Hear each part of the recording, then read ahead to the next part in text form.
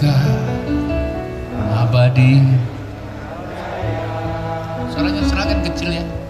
Indonesia luka tetap dipuja-puja di sana tempat lahir beta dibuat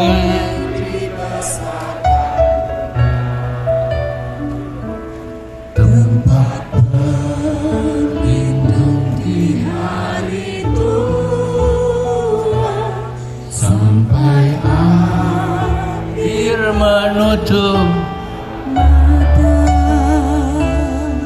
Saya setiap kita nyanyi lagu ini, yang paling penting hadir enggak? Terima kasih kita pada Ibu, termasuk Ibu Pertiwi kan. Kita hadir, kita besar seperti ini, kita ada di sini pasti karena menyambung napas ibu kita. Ibu membelai-belai kita sama dengan Ibu Pertiwi. Dia membasuh kita, kemudian menelusuri dengan berbagai doa. Dia mau lihat anaknya jadi baik, jadi besar. Kita sekarang sudah ada seperti ini. Adakah besok anak-anak kita wariskan seperti ibu kita telah mewariskan kita, termasuk Ibu Pertiwi kita? Mungkin kita sudah tidak mati, tidak miskin lagi sampai mati, mungkin. Tetapi kalau kita salah dalam membiduki kepentingan Ibu Pertiwi, menyambung doa-doa ibu kita pada saat membelai-belai kita lupa bahwa ada sesuatu yang harus kita teruskan dari doa-doa ibu kita menjadi kita siapa hari ini. Dan salah satunya adalah Ibu Pertiwi. Kita makin tahun makin bertambah orangnya kan. Jawa itu paling besar. Terus kalau pertanian salah, besok anak-anak mau makan apa? Makanya saya suka nyanyi ini Ibu Lulu, karena memang saya ngenang ibu saya. Kita bisa hadir bernapas seperti ini kan menyambung ibu kita yang kemarin mungkin hari ini sudah nggak ada. Tapi kita hadir untuk mengatakan, aku sudah seperti ini, insya Allah besok membela kehidupan Ibu Pertiwi dan meneruskan harapan ibu kita. Nyanyi lagi yuk. Suaranya kecil banget nih Bu Badi. Indonesia tanah pusaka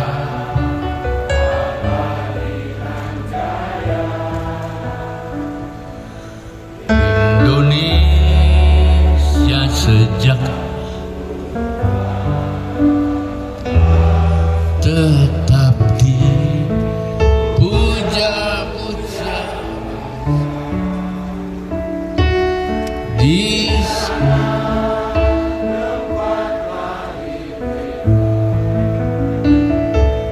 dibuat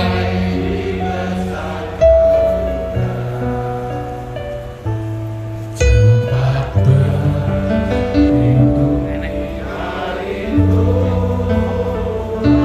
sampai akhir menutup mata.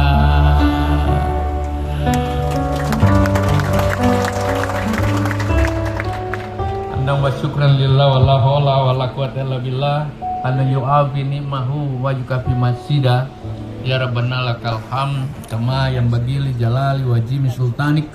Allahumma shalli ala sayyidina Muhammad wa ali Muhammad. Rabbi shalli sadri wa yassir li amri wa hludatan min lisani yafqahu qawli jalali yasiran akhir. Assalamualaikum warahmatullahi wabarakatuh. Selamat siang, salam sejahtera, salam sehat untuk kita semua. Ibu Bupati bersama jajaran Forum Koordinasi Pimpinan Daerah, TNI Polri, Kejaksaan, dan para pejabat negara yang ada sampai di tingkat desa yang saya tahu hadir di tempat ini dari Kabupaten Seragen yang saya hormati. Saya bersama Ibu Lulu dari anggota DPR Komisi 4 senantiasa turun bersama-sama seluruh anggota DPR lain dari Komisi 4 untuk mengawal program-program pertanian bagaimana arahan negara, arahan Presiden, dan arahan kebijakan-kebijakan kita. Saya ditemani oleh Dirjen, saya persilakan Dirjen Tanaman Pangan yang ngurusi semua kacang dan tanaman pangan. Saya ditemani Dirjen PSB, Prasarana Fisik, yang alsintannya tak pernah turun-turun. Sekaligus dia masih merangkap dalam waktu 1-2 minggu ini dengan Dirjen Perkebunan. Saya ditemani oleh Kepala Badan Litbang, yang banyak hal yang harus kita ditemani oleh Kepala Badan Karantina yang ngatur semua pelabuhan dan airport agar tidak boleh ada hama yang masuk, dan yang mengurus ekspor 3 kali lipat. Saya ditemani oleh Prof. Imam, staf khusus Menteri Pertanian. Saya ditemani Kepala Biro Humas. Nah, ini Kepala Biro Pupuk yang tadi selalu bikin sakit kepala rupanya. Makanya nggak boleh gemuk-gemuk itu kalau pupuk. Kemudian yang mengurusi KUR, Direktur Ibu Indah. Kalau saya sebut satu persatu ya, kayaknya semuanya yang saya hormati, mulai dari Himbara, Pupuk Indonesia, PT Garuda Food, terima kasih kamu datang, saya senang lah. Dan pejabat sekalian dari eselon 1-2 Kementerian, Kadis, dan kelompok-kelompok tadi dan hadirin sekalian yang kita hormati. Saya hadir di Sragen tentu saja atas undangan Ibu Bupati, dan hari ini kita datang di Sragen untuk mengatakan besok kabupaten ini harus makin maju. Setuju? Makin mandiri, setuju? Dan makin modern gitu. Gunanya kita hadir di sini adalah bagian untuk mengkonsolidasi semangat, tekad, dan kemauan kita. Artinya hadir nggak kemauan kita yang paling besar untuk tidak sampai di sini. Kalau semua sampai di sini, buat apa kita seremonial seperti ini? Oleh karena itu, apa yang kita perlihatkan yang ada Ibu Bupati, ini adalah bagian dari tugas ibadah, ini bagian dari tugas negara, dan siapapun harus ikut terlibat bersama-sama untuk menghadapi upaya-upaya menghadirkan negara, kehidupan bangsa, kehidupan rakyat, kehidupan petani yang tadi makin maju, makin mandiri, makin modern di tengah-tengah tantangan global, tantangan alam yang saat-saat terakhir ini kita rasakan tidak seperti yang kemarin-kemarin. Bayangkan 2 tahun kita dihajar COVID, semua merangkak, tidak ada sektor yang tumbuh, semua tertati-tati, bahkan menurun dari data yang ada semua hampir minus, kecuali pertanian. Jadi Pak Kapolres, Pak Dandi, ada saya Ibu Bupati, 2 tahun ini yang mampu mengenergi bangsa sampai dia bertahan sebagai salah satu negara dalam papan atas menghadapi turbulensi global, Indonesia. Dan itu dari sektor pertanian. Bukan karena menterinya hebat, bukan. Kita semua mau menghadapi tantangan secara bersama. Dan ternyata pertanian tumbuh luar biasa. PDB 2 2021-20 dan 2021 menunjukkan tren yang luar biasa. Pertanian tumbuh 16,4%. Di tengah sektor lain ada turun sampai minus 35-34. Coba bayangkan. Kalau begitu Allah sudah memberikan kita alam yang cukup. Wabi ayyi ala ira bikumatu gaziba. Kecuali kau tidak syukuri ini matahari yang tidak pernah putus, kau tidak syukuri angin yang terus bertiup, kau tidak syukuri air yang terus turun, kau tidak syukuri tanahmu yang sebenarnya cukup untuk mengatakan kamu bisa maju. Tuhan sudah siapkan modal yang paling utama dengan matahari. Walaupun memang sekarang ini kita menghadapi tantangan besok 2022 ini tidak semudah yang kemarin lagi. Karena planet lagi rusak.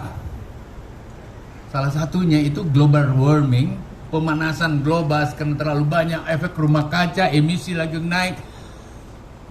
Bayangkan kalau semua gunung es di kutub sana mencair, dan itu menjadi tantangan, membuat anomali cuaca menjadi sangat ekstrim, tidak bisa diperkirakan, unpredictable. Cuaca tidak continuous, tidak biasa lagi. Tahun lalu itu jam begini ke tanggal begini berhenti hujan, nggak bisa lagi. Bahkan artificial intelligence kadang-kadang tak bisa menangkap gejala cuaca yang cepat sekali. Kenapa? Siklon angin yang berputar di atas beberapa benua itu terputar-putar tak keruan. Kan kita udah dengar bencana alam di mana-mana kan, angin di mana-mana. Topan memporak-porandakan Filipina, bahkan kemarin terakhir Amerika diangkat semuanya. Nah, kalau begitu kita di Indonesia syukuri bahwa masih ada lahan-lahan yang terbuka yang bisa dilakukan. Dan itu yang kita buat hari ini. Pak Dandi, Pak Kapolres, adikku, Kak Kejari bersama Ibu Bupati. Inilah saatnya rakyat harus bergerak lebih kuat lagi, karena negaramu ini, negara kita ini negara keempat terbesar di dunia. Sesudah Cina, Amerika, dan India, Indonesia. 273 orang yang harus juga makan. Oleh karena itu, mari kita siapin yuk makannya.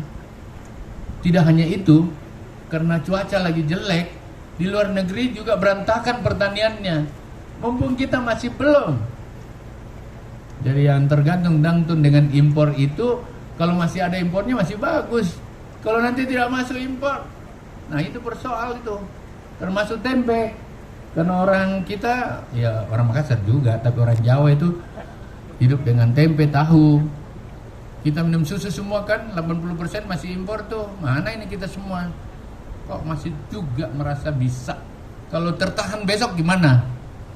Karena biar kontainer sekarang sudah regular ship, pengapalan aja berat. Kalau gitu, apa cluenya Pak? Mumpung tanahmu masih bagus, airnya bagus, kejar yuk.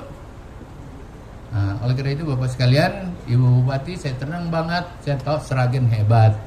Saya hadir di sini karena kamu semua, terutama Ibu Bupati, tapi ini buat lagi yang lebih bagus. Ya, IP-mu kalau cuma 2 kali bertanam, Sragen itu paling sedikit 3 kali tanam. Kalau bisa 4 kali, kenapa? Ini kan paksa-paksa sedikit. Iya, Pak ketua-ketua kelompok paksa. Tadi ternyata ada yang bisa sampai 4 kali panen kan. Tinggal diatur. Harus merasa terdesak sedikit. Karena jangan ada yang menganggap semua ini biasa-biasa. Saya lagi mempersiapkan makanan untuk rakyat ini 2 tahun. Nah, itu tantangannya satu itu tadi. Kalau kita ketemu langsung minta pupuk, salah lagi. Langsung ada pupuk Indonesia di sini, kau ikut tanggung jawab lah. Jangan cuma Menteri Pertanian aja terus-terus dimaki nih. Soalnya 24 juta yang minta pupuk, kita sudah cleansing paling sedikit 14 juta, uang yang ada cuma 9 juta. Marah lah yang 9 juta dikurang 24 berapa itu? Ini matematikanya nggak jalan nih soalnya. Itu yang marah semua. Kalau ada lagi sudah bukan tidak cukup, sedikit. Ya, terus main-main lagi, ada yang tidak ada dalam daftar itu yang dikasih Pak Bupati. Tolonglah Pak Kapolres, masukkan aja penjara yuk. Kalau itu pejabat Kementan, saya jamin saya berhentikan. Saya jamin. Gak boleh main-main sama rakyat, gak boleh main-main sama petani. Kita yang harus terima kasih pada petani yang sudah bekerja luar biasa. 2 tahun kalian takut keluar. Petani mana pernah takut? Menteri Pertanian juga gak pernah takut tuh. 2 tahun, saya punya dirjen gak ada yang libur ya Pak Dirjen? Gak ada. Solusi COVID itu bukan hanya medical, vaksin, tapi makanan cukup gak? Dan itu yang saya kerja Bapak. Nah, oleh karena itu saya minta tolonglah Pak Kapolres, Pak Kejati, adik-adik saya nih. Kalau ada yang main, tangkap yuk. Capek. Ya, kalau dari pupuk juga, pupuk Indonesia. Tabrak. Nah, nggak bisa di saat situasi begini. Kita masih kuat sekarang, tapi kalau cuaca kayak begini, makanya ini harus berkejaran. Habis musim hujan yang tidak keruan besar-besar turun, kalau begitu turun langsung banjir. Sesudah itu menurut pengalaman saya, air akan kurang dan hilang. Kita kejar sekarang. Waktu saya sampai Mei ini habis-habisan Ibu Bupati.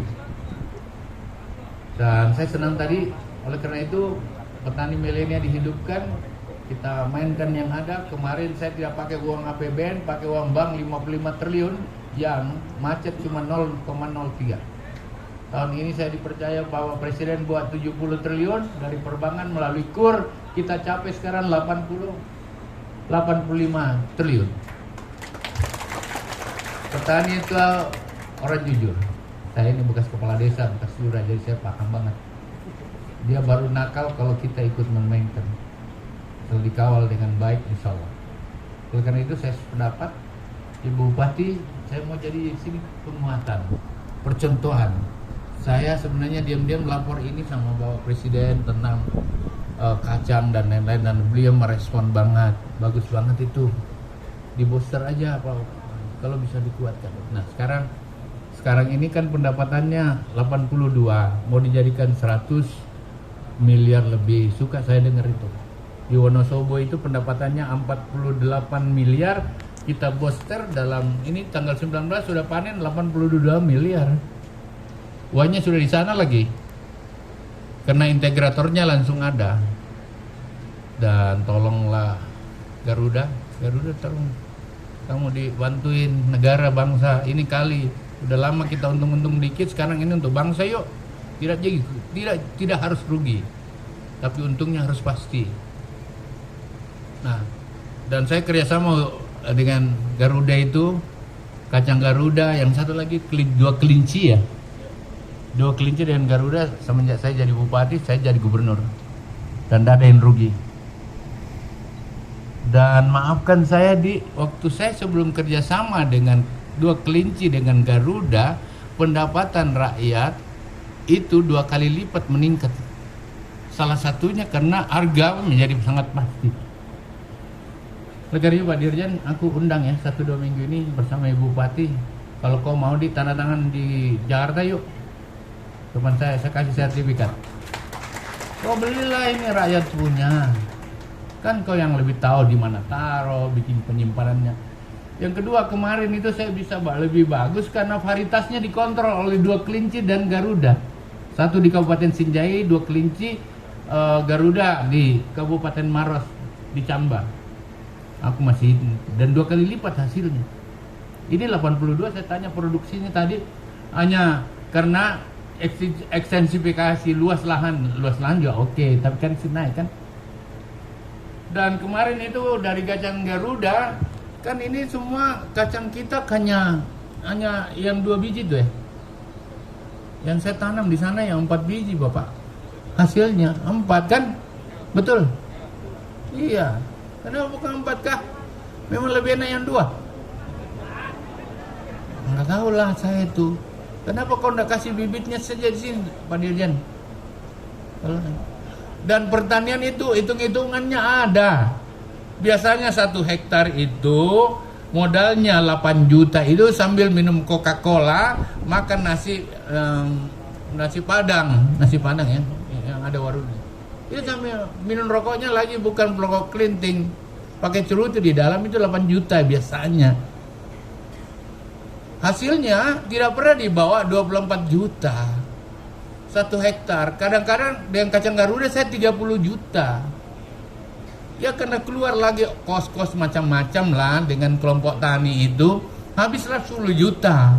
Tapi hasilnya kan di atas 20 juta. Oleh karena itu biasanya keuntungannya per hektar harus di atas 14-15 juta Bapak. Itu dengan jagung oke, dengan kacang oke. Jadi kalau petani masih dapat di bawah 15 juta, berarti aku kadang-kadang agak tidak mau terima gitu loh. Apalagi kalau udah dapat bantuan terus. Ada yang salah hitungnya. Kalau begitu bolehkah dikasih pinjam bank? Petani uang bolehlah perbankan. Kau mau kasih pinjam kemana? Sekarang ini pembeli saja kurang. Yang bisa adalah pertanian. Ibu Bupati, kalau kau semangat betul ini, kita ekspor yuk. Di dunia butuh kacang. Yang kacang ada di luar itu hanya kacang apa namanya ya? Almond. Bedalah kacang almond dengan kacang kita. Nah gitu. Dan kacang itu udah dibuat turunannya macam-macam luar biasa. Itu satu. Pak Dandi, Pak Kapolres turun tangan yuk di komen sedikit ini bisa. Yang kedua ini berapa hektar? 1000 hektar, 3000 hektar. 3.200. Hasilnya kacang. Boleh nggak 1000 atau 100 hektar atau berapa dulu dicoba Pak Dirjen? Kacangnya ditanam sekaligus jagung, kacang jagung, kacang kedelai. Jadi panennya 2 kali, boleh nggak Pak Litbang? Mumpung bupatinya ini kan lagi serius nih, kita serius aja yuk. Kurnya ada kan? Indah. Kau masih punya 1 triliun kan? Saya kasih kau waktu 1-2 minggu ini Pak Kadis. Kalau perlu bawa ke Jakarta, rembut Jakarta dengan Litbang sekalian. Jadi kalau orang panen itu jangan cuma itu aja. Di atasnya panen pisang, di atasnya panen jagung, di atasnya. Jadi gantian 1 tahun itu tidak cuma 1 kali pergi panen. Kan ini minggu tanam jagung, tanam kacang. Mungkin dengan proses Litbang sedikit ada selah untuk bisa tanam kedelai. Apalagi kalau kedelainya kedelai hitam untuk buat kecap. Ya adilah. Antara tempe dengan kecap kan enak banget tuh. Coba-coba ya. Bu, mau nggak Bu buat nih? Betul nih, serius nih. 1 minggu ya. Baik. Aja Pak Dandi mau Pak Kapolres Pak kerja. Booking Kejaksaan Negeri Sragen 100 hektar. Ini areal saya. Men. Atau di belakangmu di. Kau kan bukan jaksa yang harus turun perintahmu. Ini tidak boleh kalah. Dan di sini ini nggak boleh kalah. Jadilah. Atau ini di kecamatan ini. Dan ini menguntungkan Bapak. Sekarang 82 sampai 100 miliar. Tapi kalau ditumpang sari, apalagi dengan kedelai hitam, udah kurnya dipakai, berarti modalnya kan nggak ada. Nah, kita bicaralah seperti apa ya, daerah-daerah percontohan, Pak. Kau sisakan alat-alat multiplikator mesinmu itu di situ kan nggak banyak banget tuh. Turun tangan Pak Kejari, kita bisa nih, kayaknya oke. Karena saya lihat orang di sini. Ya seperti kalau tempat saya Pak 2-3 kali dulu bilang sudah itu bantuan diambil tapi nggak ditanam juga, dijual kemana? Kalau di sini aman ini. Maaf Pak Kejari, maaf Pak dan di Pak Kapolres, kamu bagian dari stimulannya. Ya, insya Allah. Dan saya kira ambil bagian di situ. Coba, ini bicara aja nih, saya orang lapangan jadi saya nggak pakai teori. Kalau itu oke ya oke, kalau tidak. Dan biasanya saya itu 1 bulan pertama perencanaannya clear nggak, bulan kedua implementasi jalan, bulan ketiga nggak jadi juga berhenti, kita ganti dengan yang lain daripada tunggu juga hasilnya nggak jelas. Nah itu Pak Ibu Bupati, saya berharap ini bagus banget. Orang butuh kacang, saya tunggu kacang Garuda, MOU dengan Ibu Bupati di kantor saya.